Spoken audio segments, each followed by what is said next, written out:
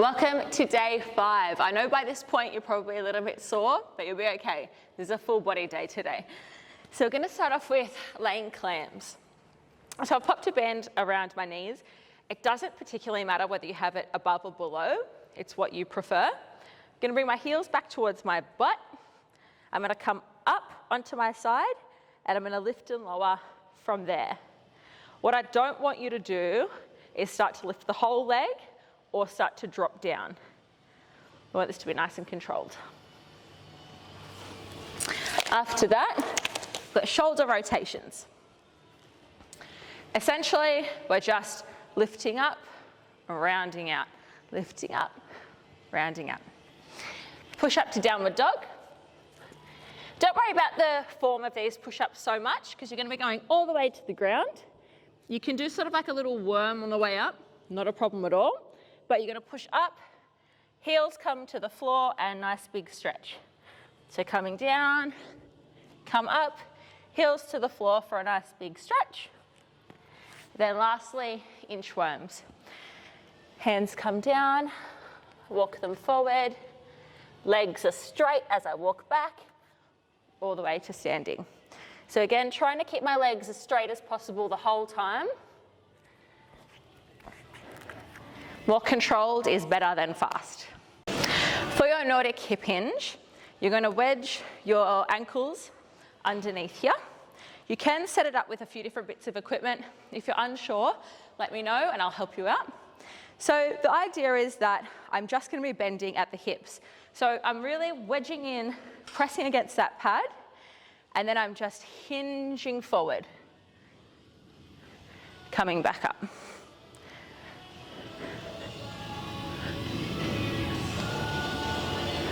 Can be a little bit scary at first, so if you feel like you need to have your hands in front of you, that's fine. But I haven't had it in one face plant yet, so you should be okay too. Then we're going to go into prison jacks. So nice, soft knees, jumping out, jumping in. And lastly, step-ups. I want you to make sure when you do your step-ups that your foot stays glued to the top of the step. So you're coming up, control the way back down. I don't want you to alternate. If you alternate, you're at a bit higher risk of tripping over. We don't want anything like that to happen, especially towards the end of the week when you're feeling a bit tired. With single arm dumbbell rows, I often see them done incorrectly.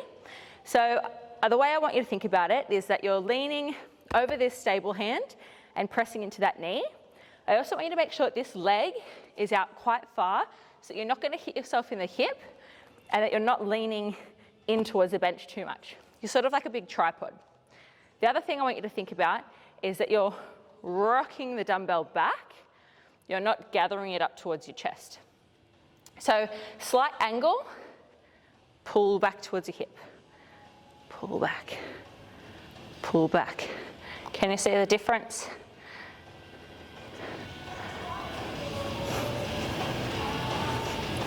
You'll also be able to go quite a bit heavier with those than you initially think that you can. After that, Romanian deadlifts. The main difference between a Romanian deadlift and a conventional deadlift is that we start from the top, we stretch the hamstrings, then we come back up to the top, rather than starting at the bottom. So the big focus is on stretching the glutes and stretching the hamstrings. Then to finish with the heart rate up, you're going to do ball slams. If you do them from your knees, it's harder on the upper body. If you do them from standing, it's harder on your legs. So we're going to use the motion from our hips to get the ball up, slam, pick it back up. You're going to be finishing off your week with one of my favorite combinations, a farmer's crunch first. So holding a weight on one side, not both. Have it slightly behind you. That way you're focusing a little bit more to the front, not directly on the side. Lean back and crunch into that side. I like to use my fingertips to be able to feel the muscles working as well. That just helps you to get a bit more concentration on the muscles that we're trying to use. Make sure you do both sides. Then you've got the option of doing booty builder. If you don't have a booty builder, you can set up for barbell hip thrusts. When you're doing any kind of hip thrust movement, the biggest thing to focus on is that you're getting the right pelvic tilt. So it's not about height, it's about keeping your rib cage down and leading with your pubic bone, not your hip bones. Then we go straight over to back extension. You can add weight to the back extension if you like, but I really want you to concentrate on your glutes with this one. So the way we focus on your glutes more than your back is by giving yourself a cuddle and keeping your chin to your chest. The other thing is, you're not coming up all the way. You're only coming up to the point that your hips are straight, but your back stays slightly curled over. The cue I like to use is keep your spine like a cooked prawn.